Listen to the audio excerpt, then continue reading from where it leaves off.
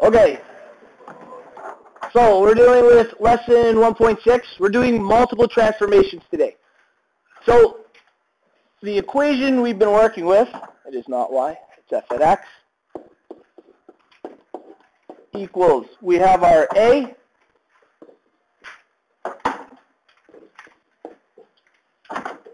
subtract h,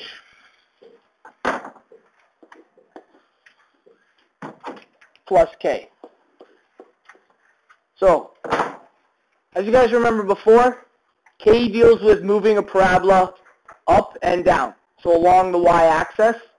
If it's positive, we move up. If it's negative, we move down. So we can even do a little side note. K, up, down. I'll put a little positive sign underneath up. Negative means down. Quick note. H deals with left and right. Right is negative, left is positive. Remember, H is backwards. It's the opposite of what we logically think. And finally, A. We're going to put two notes to A, okay? First one for A is open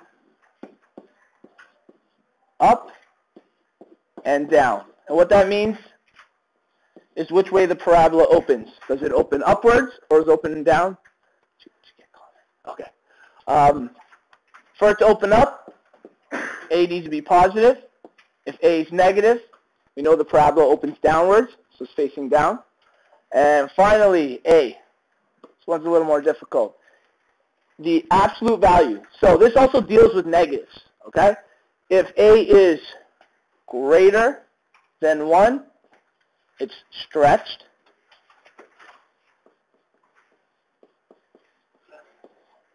And if it's between 0 and 1, so we'll do a little thing like this. Between 0 and 1, it's compressed.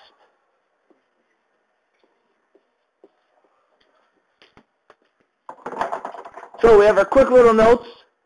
K, up and down, up positive, down negative. H, left and right, left is positive, right is negative. A, the parabola opens up if it's positive, opens downwards if it's negative. And if the value of A is greater than 1, so that means if it's 5 or negative 5, the absolute value we're talking about. So negative 5 is technically a greater amount than negative 1. It's going to be stretched to parabola. If it's negative 5, it'll be stretched downwards. If it's positive 5, it'll be stretched upwards. And if the numbers are between 0 and 1, so we have a fraction that's less than 1 or decimal less than 1, that means it's going to be compressed. So the parabola is going to be much wider looking. You guys okay with that? Okay. So today what we're working on is multiple transformations. Before we were only doing one at a time, maybe two max. We're going to be dealing with moving them all. I don't have a textbook, unfortunately. Okay, we're going to deal with this one here. F at x, say, is equal to 3x minus 4 squared plus 2. Usually it helps whenever we get an equation like this. What's that, Matthew? Let's go like that. Okay. Anytime we have an equation like this, it helps a lot if we write our model equation either above or below. That way it's really easy to compare. We can tell what the A is, the H is, and the K. So our model equation, F at x equals, we have our A minus H plus K.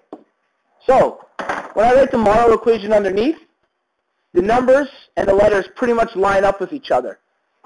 Our A is going to be 3. They're right underneath each other. Our H is negative 4. And our K is positive 2. It becomes very easy to tell which letter deals with which number in the equation. Normally, we always start with our original parabola. I'm going to put numbers on the graph so you guys can see. 2, 4, 6, 8, 2, 4, 6, 6.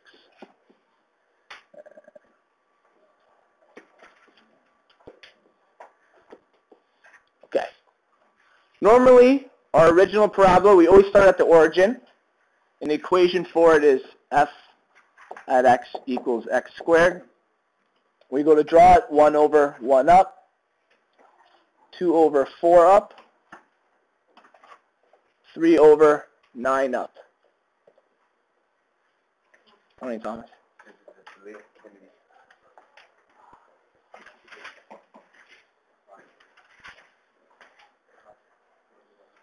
So we have our original parabola here. So we have our original parabola. We've drawn it. Our transformations deal with moving this parabola.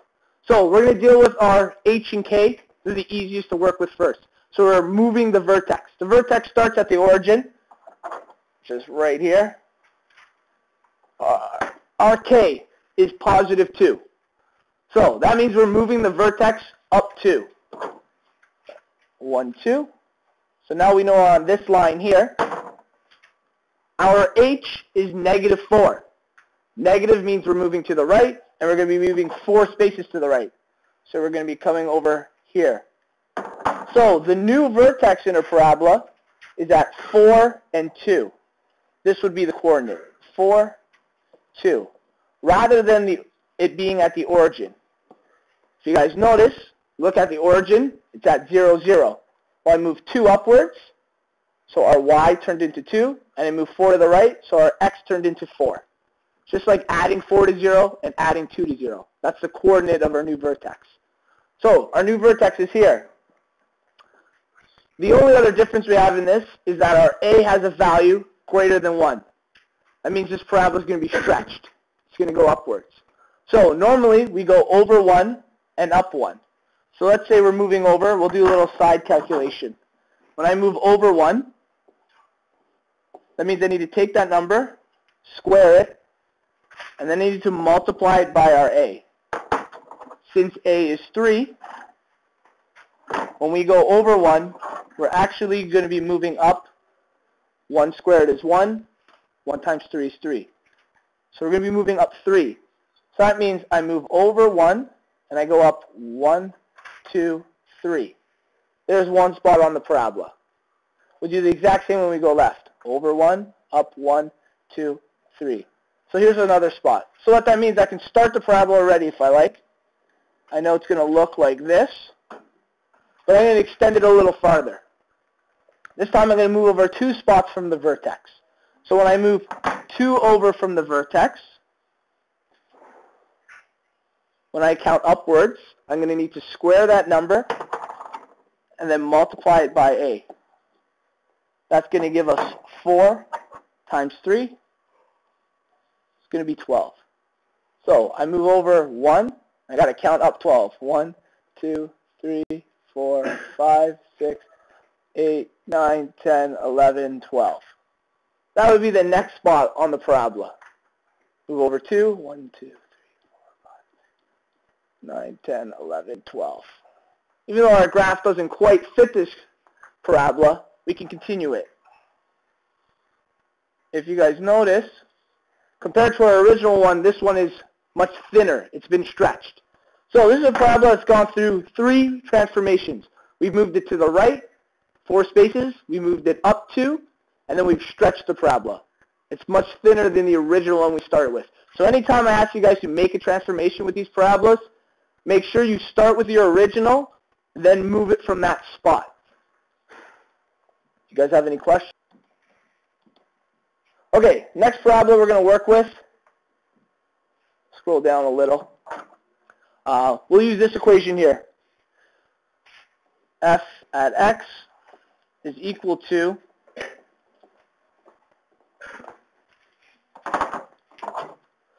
we will do a fourth. So it'll be compressed, and we'll make it negative. H will be, let's say, positive 3, and K will be negative 2. Okay? So once again, we start at our original. We start on the origin for our vertex. But this time, our K is negative 2. So K is negative 2. That means I need to move 2 down from the vertex. And our h is positive 3, so I'm moving 3 to the left. So our new vertex right here is at negative 3, and I'm just going to write it up here, negative 3, negative 2. That's our new vertex. Okay? Our new vertex, negative 3, negative 2. Our a in this equation, first of all, is negative. So always look to see if it's negative or positive. If it's negative, that means it's going to be opening downwards. So when I go over 1, instead of counting upwards to the next spot, I'm going to be counting down. It's the same rules. The only difference is I count down rather than up when I go to plot the next points. So we have a fourth. So it's the same idea. I go over 1, a 1 squared. So I got to square the number I move over by. So I have 1 squared. But this time I multiply that number by our a. Our a is a fourth. Okay? So because a is a fourth, 1 squared is 1. 1 times a quarter is still a quarter. So what that means is I go over 1, and I only go down about a quarter. I don't make a full step. I don't make 3 steps. I only go a quarter of 1 step. So over 1 and down a quarter. So our parabola is going to start off looking like this. That's what we have so far. Let's go over 2 so we can get a good idea of what this is going to look like. If I go over 2, I've got to take the number 2 squared, multiply it by our a, which is a fourth. 2 squared is 4. Now you guys got to remember your fraction rules. I'm going to calculate it on the side for you so you can see what it looks like. But when you guys go to do this, you got to remember your fraction rules. So this becomes 4. I'm going to do it all in blue, times a quarter. I multiply fractions. I'm going to turn 4 into a fraction. When I multiply fractions, I multiply top numbers by each other, bottom numbers by each other. So that becomes 4 over 4, which is equal to 1. So when I go over 2, that's what we started with. We're moving over 2. I only go down 1 in this case. So as you're going to notice, it's going to look much wider, this parabola. So I go over 2 spots, 1, 2, but I only go down 1. Over 1, 2, down 1. So our parabola, we continue it. It looks like this. Let's go to 3, just so we have an idea. I'll work a little quicker this time. We're going to move over 3 spots. We take 3 squared, multiplied times a. This is going to be 9 over 4. 9 over 4 is 2 1/4. Okay? Use your calculators to solve that out. If you guys can't do it in your head, you're allowed calculators for all the tests from here on in. So use a calculator to figure out what 9 over 4 is. It's going to be decimal, or it's going to be 2.25 is what the decimal is. So what that means is when I go over 3 spots, 1, 2, 3, I go down 2 and about a quarter. It's roughly there. 3 spots, 1, 2, and a quarter. So if you guys notice, draw 3 now, this parabola, let's say we continued it, probably going to look something like this. We go up to compare it to our original. This parabola is much wider than our original parabola was. It's negative, so it's facing downwards, and the vertex moves down 2 and to the left 3. So we've done 3 transformations in one. You guys look tired. That way you guys go to look at it. It'll be up here for 5 seconds.